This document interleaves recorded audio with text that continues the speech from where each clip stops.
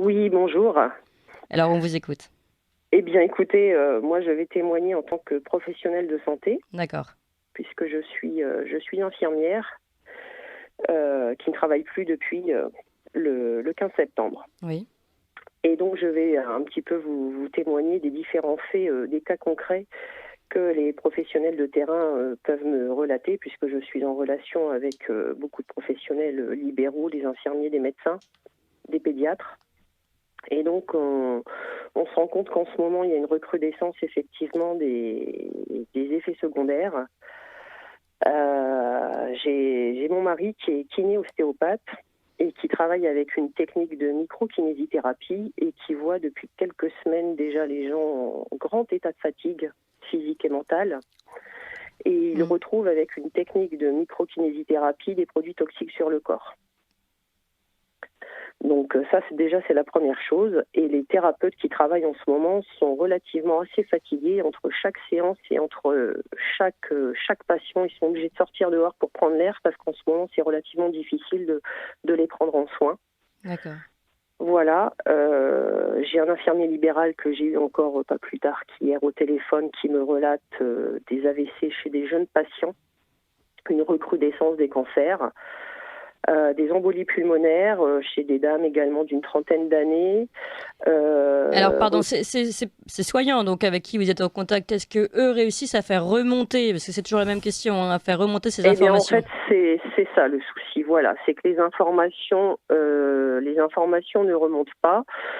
On se rend compte que tous les effets ne sont pas forcément déclarés.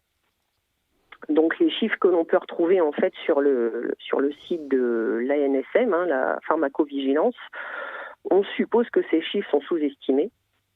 Et quand on se rend compte en fait sur les derniers chiffres qui sont déclarés, il y a quand même 25% des cas qui sont graves dus à la vaccination. Et il y a vraiment un problème. Je pense que les gens, on n'arrive pas à faire la relation entre la vaccination et les effets qui leur arrivent. Ils n'en prennent pas forcément confiance. Et aussi, quand on est hospitalisé, les cas ne sont pas forcément transmis. Voilà, nous sommes en Picardie, hein, donc on a été les premiers touchés par le Covid. Voilà, on discute beaucoup entre professionnels et écoutez, on a eu la semaine dernière un jeune cas, un petit garçon de 12 ans qui est décédé, qui a fait un arrêt cardiaque.